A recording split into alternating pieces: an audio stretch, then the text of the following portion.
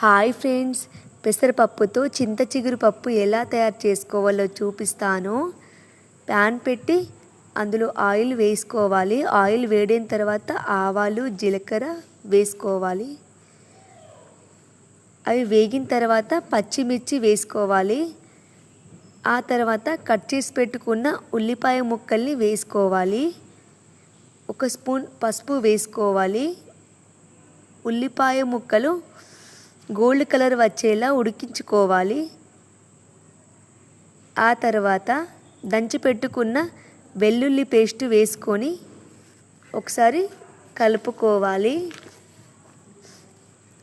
ఆ తర్వాత కడిగి పెట్టుకున్న పెసరపప్పు వేసుకోవాలి. వేసుకొని కలుపుకోవాలి. లేత చింత చిగురు తీసుకోవాలి. లేత చింత చిగురు మాత్రమే తీసుకోవాలి. ముదురుది కొంచెం కూడా వేసుకోకూడదు. లేతది మాత్రమే పుల్లగా ఉంటుంది.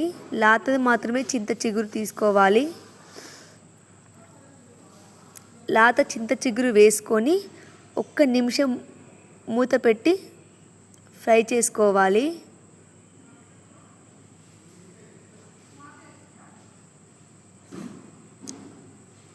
ఆ తర్వాత ఒకసారి మూత తీసిన తర్వాత ఒకసారి కలుపుకోవాలి. మనం ఇలా చింత చిగురు పప్పు చేసుకుంటే చిన్నపిల్లలు ఎక్కువగా ఇష్టపడతారు.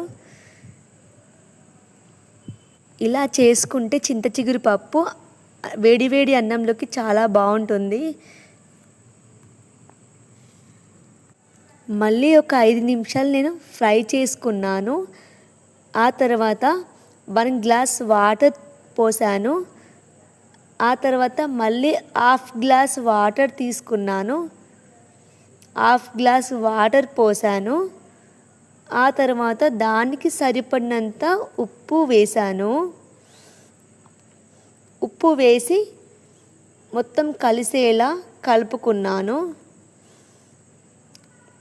కలుపుకొని 1 నిమిషం మూత పెట్టి వాటర్ అనేది లేకుండా పూర్తిగా ఉడికిన తర్వాత నేను దించేసాను.